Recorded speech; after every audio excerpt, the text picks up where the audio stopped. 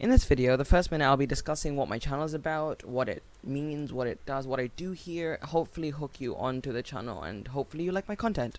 I'm doing reviews on games that you may not have bought in the past originally, because maybe some reviews said it was bad, maybe your friends said it's not so great, maybe you're saving up for another game and now you see it and it's pretty cheap, but you don't know.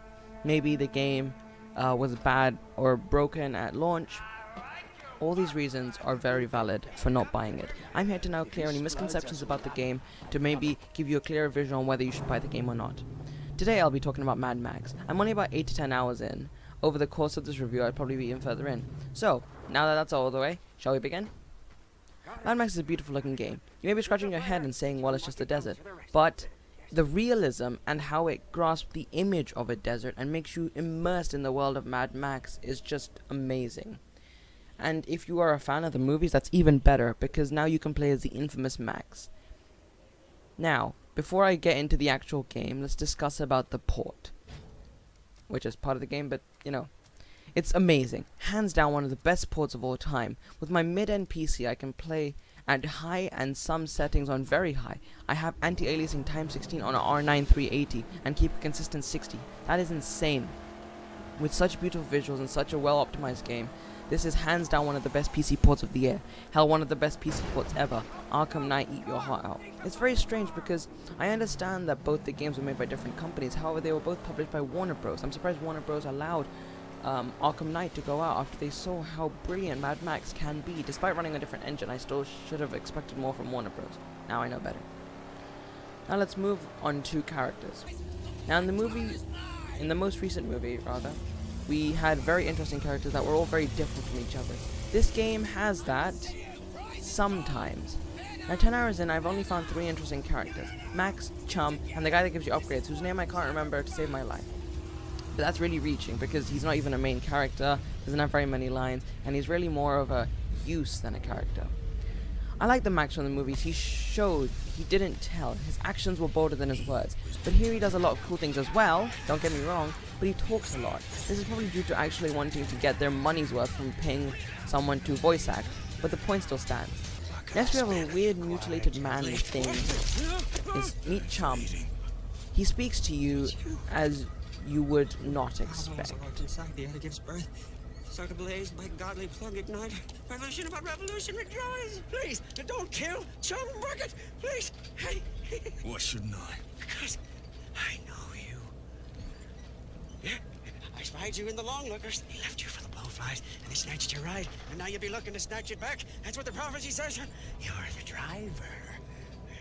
I don't really know how to describe it, but if I were to compare it with something, it would be Clark Kent's mom talking to Superman about how important he is. As from the minute we meet Chum, he worships Max as if he's going to change the world. Definitely the most interesting character. And finally we've got the upgrade guy. He's very ominous. So yeah. The story begins with Max being hunted by some bad guys, evil peeps, scavengers. That's the word, scavengers. They manage to steal your car, and you have to try and get it back, but you can't. And instead, you and your pal Chum tried to build a new ride, called the Magnum Opus. That, for some reason, has to be a V8 because car enthusiast. So Max, his shotgun, and Chum must make the best car in Australia. Current day Australia. No, it's not current. It's post-apocalyptic Australia. This brings me to the cars. They don't feel realistic, but I was hoping they wouldn't. With jumping off cliffs and ramming into car chassis whilst boosting head-on, I wouldn't want that to be realistic. That's not saying it is anything like Just Cause 2, because that game had horrible driving. In my honest opinion, I think it's better than Batman Arkham Knight's mobile. The cars are also heavily customizable, and as previously mentioned, are the main plot of the game, improving your car to make exploding more guys and riding faster through Australia. You can also use a shotgun, or you can control Chum and can launch a harpoon that can pull a driver out the car, or just take the wheel off and send it flying into the air. You also have a sniper rifle at the back of your car. It's your basic sniper essentially, to scope out long distance enemies. Ammo is hard to find for it though, so conserving ammo is important. Car combat is what brings the wasteland alive. You can never be too far away from danger, and this keeps you on your toes for enemies. Your car can take damage. Thankfully, you have Chum. He fixes up the car even if it's fully destroyed. But you have to wait. And this leaves you open to threats, so you have to dodge enemy vehicle. If there is an enemy vehicle just laying there, then feel free to start riding it. In fact, you can actually trick them into thinking that you're one of them. So to conclude about cars, combat destroying other cars and watching them explode is worth the fight. Speaking of fighting, the game has a Batman Arkham style fighting, where pressing a counter at the right time will let you parry and you really feel satisfied punching people right in the face. I would say it feels more satisfactory than Batman, but not quite as fluid. It feels more realistic, no backflips or jumping from one side of the room to the other. It's a lot more personal and up close. To vary things up, you have different types of opponents.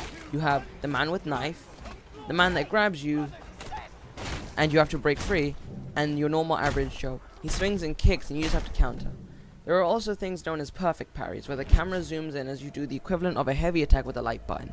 Pulling them off is satisfactory and the animation is also pretty cool. Just like in Batman fashion, the last person you kill gets a slow-mo death in usually a pretty awesome way. You know what else is awesome? The use of the weather. Every so often you'll see a giant dust cloud engulf the entire surrounding area, where you can fly at you from left, right and center. If you aren't in your car, you'll get hit and you take lots of damage. Do you know what can fix that? A nice can of dog food. Food and water in the area are hard to find, but they are very effective for healing you up nice and quickly. Next to the slot that tells you what weapon you have is a water meter. This shows how much water you have left in the bottle. The more water you have, the more health you could potentially regenerate. So how much fun can you have in Mad Max? Lots. It's a massive open world game that can be explored, tons of vehicles to try out, great up close and gritty combat, fast paced car riding, charm, and the great Australian outback. What are you waiting for? What are you waiting for? Oh yeah, one more thing. The game is awfully cheap on G2A. I'm not sponsored, I just buy a lot of games from G2A. So if you check them out, you might be able to pick up some great games. But be careful whilst buying and always keep the G2A shield on for purchases that lets you maintain a peace of mind. And that's the end of the video. If you liked it, hit the like button and consider subscribing to keep up to date with all my videos. This is a new channel, so I want you to tell me where I can get better at what I do. Hopefully you all enjoyed, and leave a comment in any games you might want to recommend me as well. If I should check them out for you and then tell you if they're worth it. Anyways, I'll see all of you in the next video.